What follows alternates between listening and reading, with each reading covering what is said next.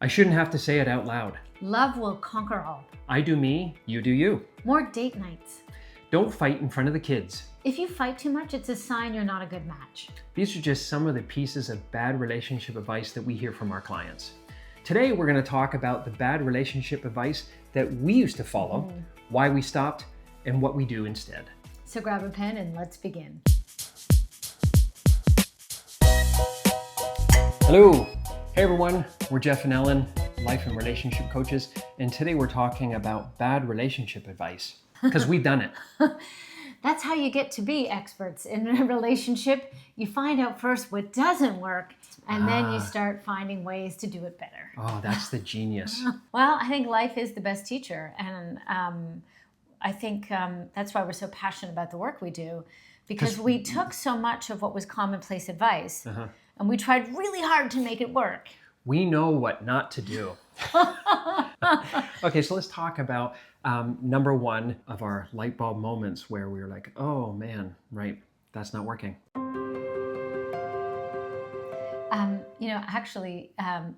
It was that we can't do relationship work separately, which sounds so obvious when I say it now, but it really wasn't. And I still don't think it's a commonplace thing. We still have clients who think, I'll just go work on me, and my partner goes and works on them. And that's exactly what we did.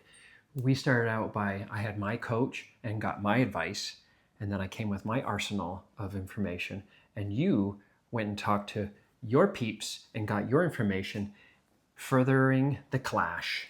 Well, I think, it sounds logical, like if you become a better version of you, Sure. and I become a happier version of me, then two better adjusted people should be really happy together, thinking that was what was missing. It was you had your issues, I had mine, and once we solved them, we're two issueless people, so working together and living together would be seamless. Yeah.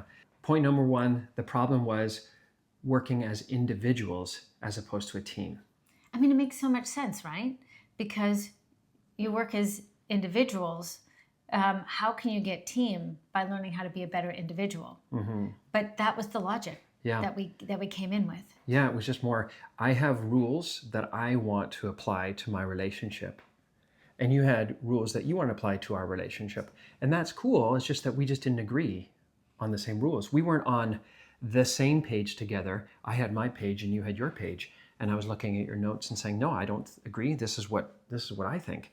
And then it's just promoting more competition between two individuals. Yeah. And while your way of approaching things were great, and my way of approaching things might have been great too, they were just different. And that wasn't promoting the team consciousness and the us mentality. And we didn't find out, well, how do we work together? Yeah. So it was really when we gave up the ego and decided to get some outside help with regards specifically about our marriage and our relationship. And that's when we found Imago. And Imago was, for me, not just an eye-opening, it was just sort of like a whole, 180 of my life, seeing that I don't operate as an individual, that it's team. We talked about the analogy of being tennis players, that I just think I was a singles tennis player for much of my life with my head down and thinking, what my intention means the same as the impact. If I intend good things, it will mean good things, regardless of how you feel about it. And I think that was the problem that I kept stumbling. It can actually be really, really frustrating, because you keep thinking, I'm doing more and more to be a good person, to show up well, to do the right things. Why is my marriage not working? Why is this relationship still so hard? And it really is because you're still not learning how to develop the consciousness of differentiation, of moving from a singles tennis player, to use your analogy, into a doubles tennis player. They're two different worlds in the tennis world. Yeah, and it makes sense when in the corporate world, when if I get hired at some company and then I have the onboarding process. The onboarding process is to help teach me, this is how we do stuff around here. Here's what the culture is. Here's the printer and here's how you use the printer. You don't use that printer. Here's how you use the email. Here's the systems and apps that we use here. I know they're not the same systems and apps used at another job, but this is the way we do stuff here. And for you to be a team player is like, yeah, I'm going to adopt this new way of doing things so I can be a good team player. It's that same philosophy why when couples come to us and they say, or an individual from a couple comes and says, I want to work on my relationship, it's just going to be me. We say, well, at some point your partner needs to show up if you're really serious about this work. Yeah. There's only so far you can go. It's not that you can't have some influence, but you can't have the connection and build a relationship together unless you do it together. Yeah. And the other piece, though, is that the wounds that we carry come from being with another human being. You can't heal that wound individually. It's actually your nervous system learning how to keep yourself safe and changing that story in the presence of another human. It doesn't necessarily have to be the human that created the wound, but it has to be another human. Yeah. For me to let go of my way of doing things so that you and I can come to an agreement on a new way of doing things. And that could be how we argue. Like just having agreed upon rules. How do we negotiate conflict in the household? That's, I came with my way of arguing tactics and you had yours, and that was just promoting more clash. The big moment was when we had to agree upon what are the rules of engagement for fighting, for arguing, that will not ruin this relationship. And that's letting go, recognizing, yeah, there's probably a lot of stuff I was doing that was unhealthy, right? And to say, we're gonna find health here. And it's the same thing whether it's, cooking food, shopping, organizing the house.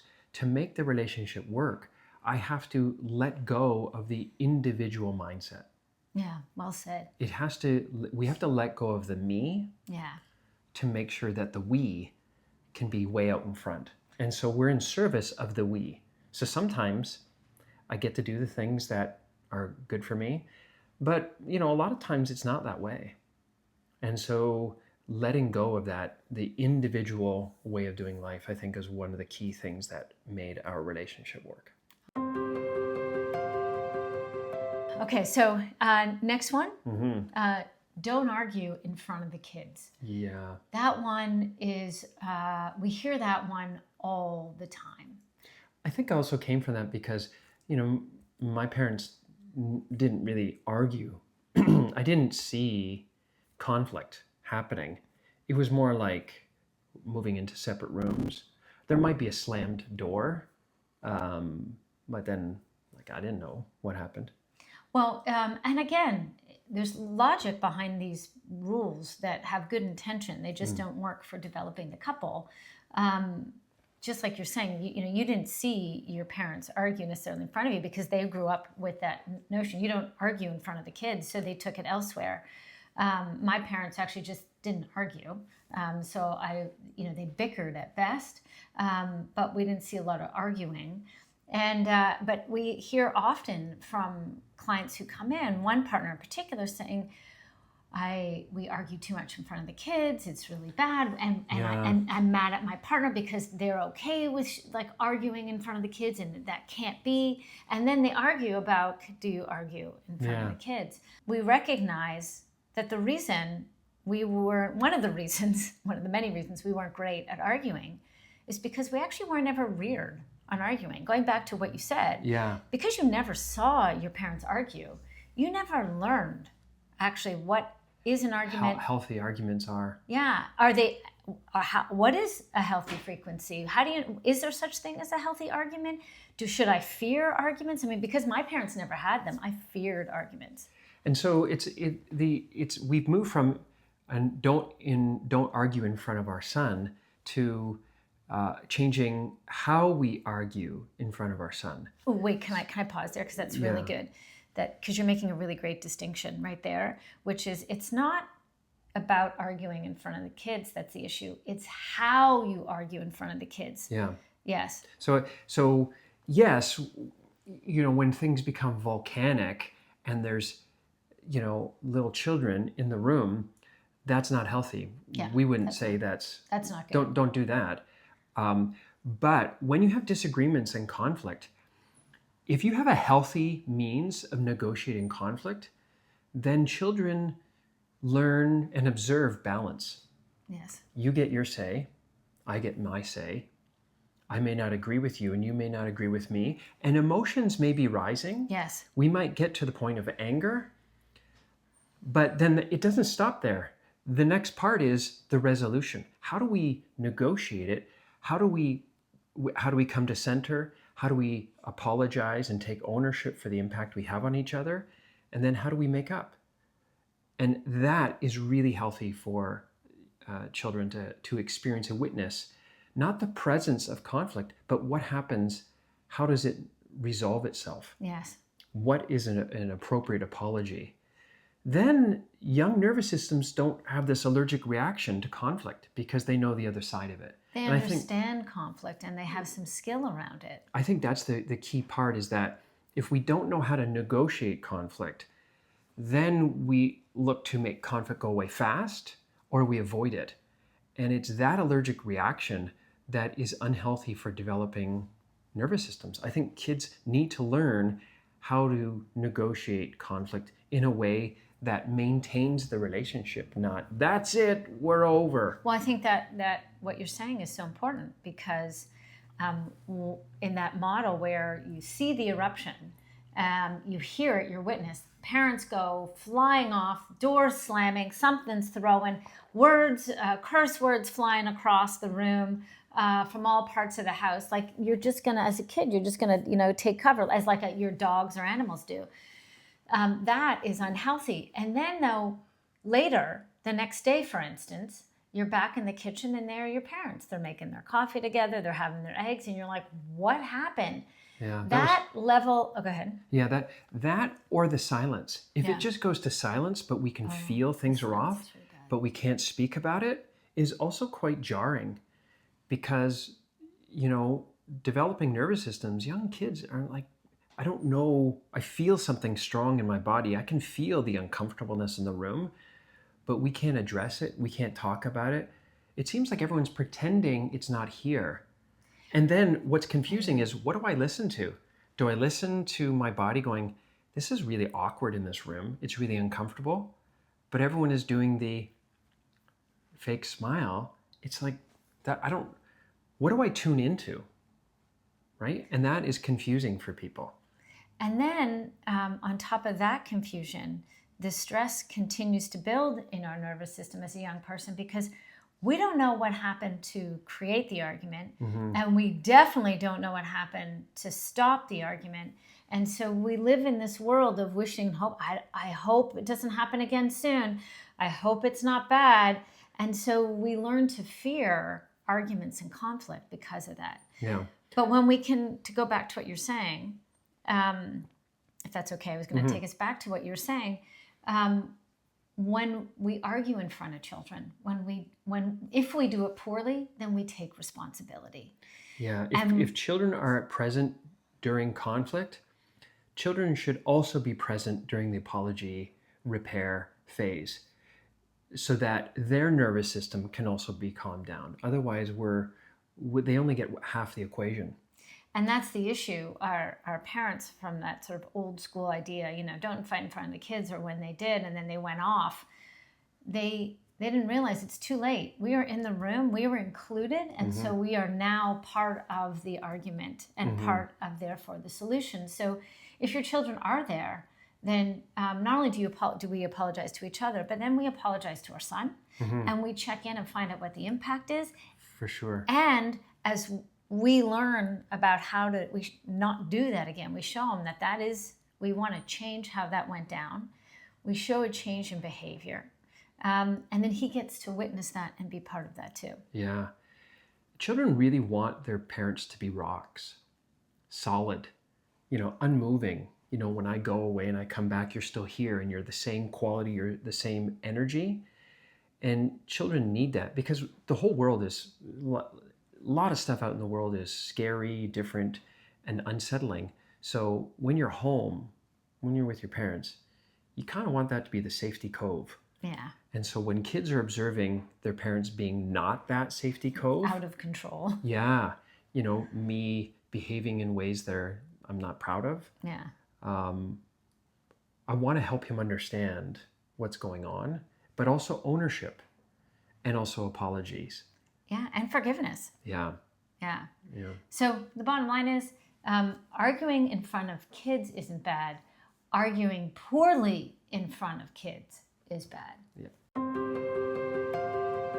So the third one that we want to talk about is explaining your needs to your partner. You know, we've heard it from clients, but also we've done it too. Because we know each other, there's an assumption that you know me, so I shouldn't have to say this out loud. It's the great Why do I have to tell you? Yeah. You should know these things. And like the great relationship testing. Yeah, as almost like, wait a minute, my ESP is a little off, right? And mind reading. And so this is the big downfall, is that we offload the responsibility from ourselves onto our partner as if our partner should just get it. Like, I like chocolate ice cream, so you should never have to ask. Just go buy it, right? You should know me. You should keep the memorized list of who I am. And by the way, I might update that list. But I won't tell you about the updated list. And then you'll come home with chocolate ice cream and I'll say, how dare you? I haven't liked that for 6 months, right? And so exactly what I was going to say. It's a big setup of it confusing that we don't talk about our needs. We just put the expectation on the other person to know our needs. And that real love is that you take the time to figure it out and learn it. Don't tell me, but when the time comes, you'll be able to show me, and that will prove that you get me and you are a good partner and you love me and adore me, and therefore you get to stay in my life. Yeah. And so it really speaks to how uncomfortable we are to address our needs. Yeah. Sometimes when we speak our needs out, we think that we're being needy. Yeah. Right? Yeah. Or we're insecure. Somehow we shouldn't be conscious of our needs. We shouldn't say them verbally out into the ethers, And because of that, we're left guessing. It's like best guess. Well, and it's impossible for someone else to know you the way you know you. Mm-hmm. There's so much going on in your world just to keep yourself going. You have a whole ecosystem unto yourself. And then I'm going to come in and say, now you have to learn mine too. First of all, I don't know if that's loving. But I think if I want my need to be met, whose job is it really, first and foremost, to look after my needs? It's mine. Yeah. And so that's where we've sort of been duped in life, so that, don't be needy. Yeah. And so I'm going to put it on you instead. And this was such a big change for me in our relationship. Hey, instead of like shivering, going, wow, it's really cold in here. Boy, is that window still open? Yes, that window is still open. Yeah, it is cold in here. I'm going, hello, can't you get me the blanket and close the window and take care of me? Oh. So now I just say, hey, honey, I'm cold. Can you close the window and grab me the blanket? Would that be okay? What a way to help me be successful. Right? Yeah. And to help us be successful. It's a win-win. Yeah. I think in the romantic relationships, importantly, the most important one would be our sex life, the intimacy. And we hear this from clients as well. For you to have a good sex life, you have to talk about sex. Yes. And part of that is you have to understand what your needs are and also ask for your needs. And we have to find a balance of like, here's what I want, here's what I want. Like, even it's just the frequency of sex, the type of sex. And, when we say this to clients, I feel like sometimes this is the first time that they're hearing these words. But really, to have a healthy sex life, you have to know what your needs are, talk that out to your partner, and then also listen to your partner. Get them to tell you, what is it the way that, you would like our sex life to happen, right? As a matter of fact, the sex life and the connection sexually in a couple is often a good indicator of the greater health of the relationship. Those couples that actually have a good sex life have a good communication system altogether. Yeah. If you can talk about sex openly and honestly and vulnerably, then you'll be able to talk about everything else. So important. Yeah. Yeah. So if there's something that you want to have happen, you have to put it out there into the relational space. How they respond to that, that's another issue. But don't make your partner mind read your needs. Don't do that to yourself, and definitely don't do that to your partner and relationship. Okay, and then the last one that we have on our list today was, if you're arguing a lot, then you must be in a bad relationship. Yeah, it's a bad match. Yeah. And, we, in the beginning of our marriage, when we were arguing a lot, I know we both thought about like, that's it, I'm out of here. I can do better. I don't need this crap anymore. We're arguing too much, too long. And we had this whole idea of some evaluation on our relationship, which look back, I'm like, I'm not sure where that came from. I mean, I just made it up from within me, like, because I didn't like it. I didn't want to argue this much. So therefore, it must be a sign. But I think I think it happens in all relationships, because the honeymoon phase, that first 7 to 9 months where, we are... Oh, we're living off the good chemicals. And we're so attuned. Yeah. And we're still learning. The newness, the freshness. We're present, and we are meeting each other's needs kind of almost unconsciously. Yeah. Because I'm spending so much time looking at you, listening to you on every word that comes out. I'm just waiting. When we move past that phase to the power struggle phase, when we automate, when we offload, when we start turning away because we're busy in life, and then conflict is here, and we're like, what happened? That must be the end of the relationship. Right. I think that's when we started to question, why is there suddenly the presence of arguing and conflict? And this is where we also reflect, we hear this in clients talking about, we're arguing a lot. Therefore, the viability of this relationship is in question, because if we loved each other like we used to, yeah, we shouldn't be arguing more. So I guess we don't love each other anymore. Well, and we should see more eye to eye, right? Yeah. That's we're not a good compatible match, because the arguments validate we're just too different. And we just can't seem to come together in our differences, and therefore we're a bad match. And so we should just... Well, that is the key point that you said, that we can't come together in our differences. And that's kind of the key. It's not I think the frequency of our arguing has gone down over time, but I think that's mainly because the number of potential conflicts that we've had now are so small. Yeah. I think we actually don't register them as conflict anymore. I think so too. I think that when conflict happens and we negotiate so easily, it's sort of like, oh, okay, that's done. Yeah. Right? And it's rare when arguments are big in intensity and long in duration. Yeah, actually, those are two good qualifiers. I like that. The intensity has changed and the duration of our arguments have changed. Yes. And so... And the frequency, yes. Yeah. And so it's that if you argue a lot with your partner, it's a sign that something is trying to come to the surface. Some new awareness, some new learning is trying to get your attention. Oh, so right there. Hold on. Ding, ding, ding, ding, ding. Because that is what the argument is about. The argument isn't a validation that your relationship is all wrong and you're a bad match. The argument is trying to get your attention that something that the two of you are bringing out in each other or bringing into the relational space is not serving you and is asking for a shift and a change. Yeah, giving conflict the attention it needs. Yes. What is trying to get our attention? What new awareness? What things could I be letting go of? How do we put health out in front? What's the best for this relationship versus what's best for me? Yes. Oh, that's another Right? ding, ding, ding. Because that goes back to the individual mindset. Yeah. I want to win this battle, Yeah. right? I'm going to lose the relationship, but I'm going to win the battle. Totally, right? Yeah. I won. Oh, bye, right?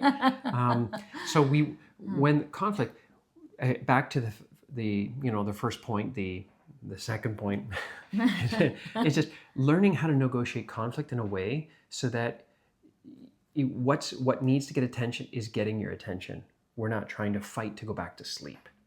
And so if you're arguing underneath the content of the dishes or the shoes, or you didn't call me, whatever the topic is, underneath there is an unmet need. Yeah. And those needs need to be brought back to the surface so that you could talk about them, negotiate them, and not bring the power struggles between the two of you. And that's where having some outside help, some outside relationship help. Really helps with that process, because learning needs to happen. If you're coming at that argument with the same skill, the same awareness that brought you there, you can't solve it. Yeah. By definition, you cannot solve it. Because you have to come with something different. And usually to get that difference, you need to infuse some energy, some ideas and perspective that come from someone who's lived something different. Yeah. So new rules of engagement for conflict. Yeah. So having conflict doesn't mean you are a bad match. However, if you are having conflict and you're coming to the table to talk to it, but your partner doesn't want to, that actually is a bigger indicator of an unhealthy relationship that doesn't have sustainability. Yeah.